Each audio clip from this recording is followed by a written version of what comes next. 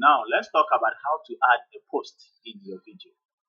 When you talk about post here, it's actually the kind of articles, the kind of content that you write. Pages are standalone pages that contains articles, videos. It contains actually more information, okay, which can be considered as content as well. So when it comes to posts, they are the ones that actually show on the pages, okay, on your blog pages. So to add a post on your WordPress, you first need to go to add new, okay, post, add new, just like you did for pages. So go to post, add new over here. Now you can see it comes like the same page, like the same format that the page also came from. Now let's talk about the first thing we can talk about here, and the title should be very important, because that is what people will look up to. They get attracted to it and then click on it to read your content. So we can write something like, what is blogging? Okay, what is blogging?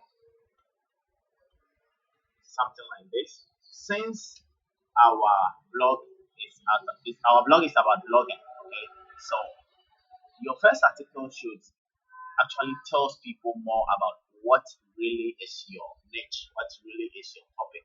So it could be, what is blogging? Okay, what is blogging? What is blogging? So you can start here by writing your first paragraph, and it's very important. So this is where you write your content. Okay, this is where you write your content. I am just using this because you want to move fast. Okay, you write all your content in this place, then you work out your, okay, let's say set featured image, because the it makes it look nice with featured image. So I'm going to use any image that I have here. Okay, let me come to, but make sure that they are related. Okay, they are related. When it comes to the image should relate with what you are blogging about. But what I have here isn't related, but it's just to show you, okay, it's just to show you actually how to set it up. Okay, and the good part here is also that you need this alt image. So you can add something like, what is blogging, so that when the image shows up in Google, people click on it, they will come directly to your they come directly to your website. So you set up a featured image like this, and then writing everything. One other thing that I can also say is adding the categories. The category is very important because it organizes your content.